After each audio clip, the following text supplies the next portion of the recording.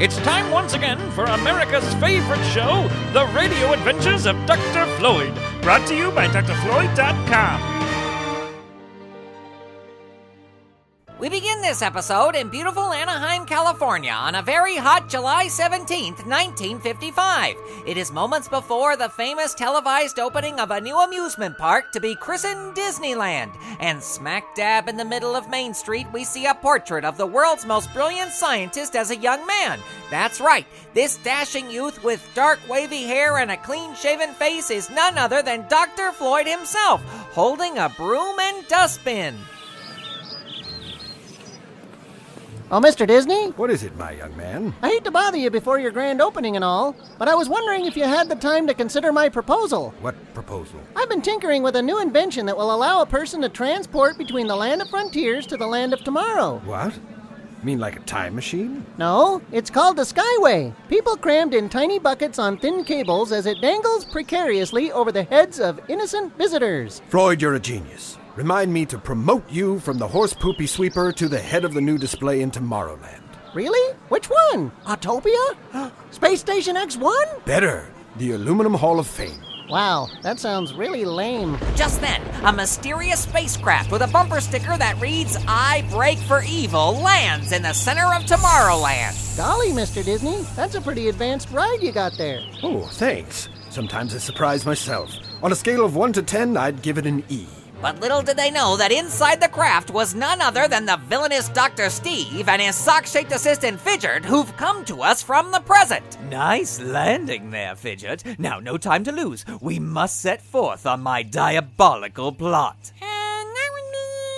Oh, I didn't tell you? I'm sorry. Sometimes I get ahead of myself. The plot is fairly simple. To steal Walt Disney's mustache. What else? Oh, and then I made it on eBay. For your information, Smarty Pants, I'm not going to sell it on eBay. I've decided to keep it for myself. Walt Disney happens to be a hero of mine. Anyone who created a monotonous kiddie ride in which the song It's a Small World plays on a continuous loop must be a maniacal genius. Ooh, look outside. It's Ronald Reagan. I want to thank you for co-hosting the TV event today, Ronnie. Well, glad to help there, Walt. Have a jelly bean. And what do you think of Tomorrowland? Everything you see here is what life will look like in the distant future of the 1980s. Well, if my film career continues on this downward trend, I'm afraid the 80s will have nothing in store for me. That's quite a monkey on your back, Ronnie. No, that's just my recent co-star who's a bit codependent, Bonzo. Hand me that electric razor, Fidget. Looks like I picked a good day to shave a lip. As you know, today will go down in history as Black Sunday, a day in which everything goes awry for Disneyland's grand opening. Mr. Disney will be so distracted, he won't have time to notice that he'll be completely bare between his nasal labial folds. Watch over the ship, Fidget. I'll be back before you can say there's a great big beautiful tomorrow. But Dr. Steve was too late. By the time he stepped outside, Walt Disney had gone. Drat, looks like I missed him by a hair. And as Dr. Steve surveys the area, he comes face to face with the younger incarnation of Dr. Floyd, the very man who will become his future nemesis. Cool display for Tomorrowland, Daddy-O. That silly voice, that small head, why it's you, Dr. Floyd. Pardon me, but I'm not a doctor yet. How did you know about my future aspirations? I didn't know you were an employee at Disneyland in 1955. You should know better. We're called cast members, and you'll have to remove that facial hair of yours, you know. Disney rules. Yes, he does. But am I to understand you correctly? Do you dare to insult my glorious Van Dyke? It took me years to grow it this way. Before this, I had a Van Levy. No facial hair, pal. Take it from me. I've tried to get away with beards, goatees, and even a chin strap. And I've only been working here since 6 a.m. So I guess sporting mutton chops with a soul patch is out of the question. You bet. Just ask the person who runs the teacups. And what a pretty little thing she is, too. Look, as delightful as this conversation is, I must take leave of you. Although the diabolical possibilities are endless. Where did Mr. Disney go? Last I saw, he was at the ice cream parlor. Don't ask why, but he's got a morbid fascination for the frozen. As Dr. Steve heads for Fantasyland in search of Disney's mustache, another another mysterious spacecraft lands beside Dr. Steve's with a bumper sticker that reads, "I break for super soggy sugar flakes." The door opens, and out walks Dr. Floyd's young protege, Dr. Grant, directly from the present. Dr. Floyd? Look how young you are! Dagnabbit, there's that doctor reference again. That career counselor of mine is a big blabbermouth. All this will make sense in a moment, but in the meantime, may I introduce you to our faithful robot companion, C.H.I.P.S. Well, what do you know? Last time I saw a face like that was in Vegas. He had one arm and he ate my last $50. And last but not least, may I present to you in the future, the world's most brilliant scientist. Hello. Ah, look at the light gray hair I'm going to have. Ah, look at the dark wavy hair I used to have. I'm so depressed. Dr. Floyd, look! Dr. Steve is chasing Walt Disney with mustache clippers. Great Scott, Dr. Grant, we gotta stop Dr. Steve before he exposes Walt Disney's philtrum, for I have no doubt that he had one. Excuse me?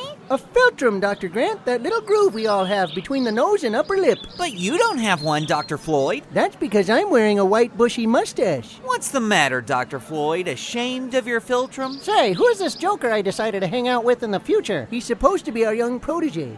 So far, he's learned diddly. Now, if this were a typical Disney story, I'd tell you next that Dr. Steve had somehow made his way on top of Sleeping Beauty's castle and was about to battle it out with a handsome prince, in this case Dr. Floyd, while inside awaits a damsel in distress, in this case a ravishing Walt Disney in pink chiffon. The higher up the castle, the better, for you see, all Disney villains fall to their imminent demise. But, alas, no. This is a Dr. Floyd adventure. What? Hey, come back here. Zooming past our two Floyds, their young protege Dr. Grant and their faithful robot companion Chips is Dr. Steve with a freshly shaved off mustache in his hand. I've got it. I've got Walt Disney's mustache. Quick, Fidget, fire up the engines. Run away. He's getting away, Dr. Floyd. Let's get him. But before we close the book and say happily ever after, our heroes realized that they couldn't move. The newly laid asphalt they were standing on had stuck to their feet, allowing our dastardly dudes to make a clean getaway. That's what you think. Why, it's Walt Disney, and you still have your mustache. But how? I made an animatronic decoy of myself. Oh, what a relief. We're glad to have you in one piece. Why, thank you. Can you imagine my face without a mustache? No, but I can imagine ears. Oh, brother, it's 1955 and I don't really get the reference, but even I know that joke's a stinker. By the way, who's that villain's little sidekick? He was kind of cute. I would have hired him for my next picture. That was Fidget. He's sock-shaped and he talks like this. Murr, murr, murr. Really? Forget it. I don't need another character with a high-pitched, unintelligible voice. Well, fellas, now that I've saved face, as it were, what do you plan to do next? Me? I'm going to Disneyland. Hey, wait a minute. Oh, Dr. Grant. Thank you anyway, Mr. Disney, but we must leave Tomorrowland and head back to Tomorrowland. That sounds dumb. Okay, goodbye. And with tears in their eyes, the elder Dr. Floyd, Dr. Grant, and their faithful robot companion Chips pull themselves out of the sticky asphalt and fly back into the time and space stream. Well, Mr. Disney, I must say you outdid yourself. That was the best exhibit of the future I've seen. Although I seriously doubt I'll ever look as shriveled as all that. Nice try, though. But still, you've inspired me to do great things in my life. Have you decided to invent a time machine? Oh, no. I just can't wait for that aluminum Hall of Fame. Did you know that once you wrap up your leftovers, you can shape it like a swan? As I've always said, anything's possible if you believe. Why, Mr. Disney, that sound. Could it be? In the air? Above our heads? Why, yes, it is! Tinkerbell! No, that's Bob in the kitchen. Breakfast is ready. And as young Dr. Floyd and Walt Disney saunter off for breakfast, we shall take our leave. What will young Floyd and Mr. Disney have for their morning num-nums? Will they get a cast member discount or have to pay the outrageous amusement park prices for food? And if Walt Disney can have a mustache, why is it that his employees, cast members, can't? He who has the mustache gets to make the rules. Find out next time on the radio adventures of Dr. Floyd. Episode number SE027 of the Radio Adventures of Dr. Floyd starred Chris Sheets as Walt Disney. Music for this episode by Jody Whitesides, www.jodywhitesides.com.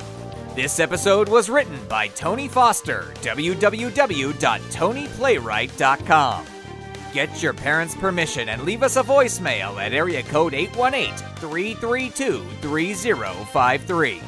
This episode was recorded at Dr. Floyd Studios in beautiful downtown Burbank, California. Episode number SE027 of the Radio Adventures of Dr. Floyd is copyright 2010 Dr. Floyd Industries, LLC. All rights reserved. Clear the airwaves! Clear the airwaves! It's now time for Dr. Floyd's Imagination Nation Rangers' secret message for you members of the Dr. Floyd Imagination Nation. Remember, kids, only official Radio Adventures of Dr. Floyd Imagination Nation Rangers can decode Dr. Floyd's secret message with the secret decoder ring, available only from www.imaginationranger.com. All right, grab your secret decoder rings and a pencil and paper and prepare to set your imagination to fun. Remember, Dr. Floyd is counting on you. And here is the Radio Adventures of Dr. Floyd Imagination Nation Ranger's secret message for episode number SE027, Your Father's Mouse Stache.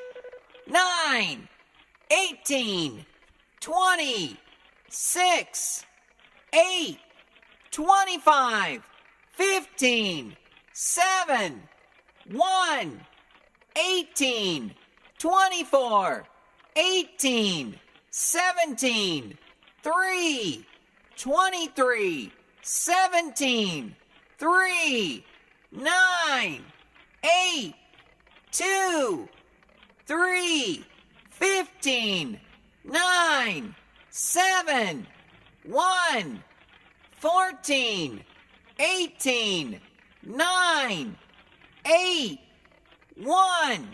And that was a message from Dr. Floyd himself to all his Imagination Nation Rangers. You can join Dr. Floyd's Imagination Nation and become an Imagination Nation Ranger only at www.imaginationranger.com. And until next time, set your imagination to fun.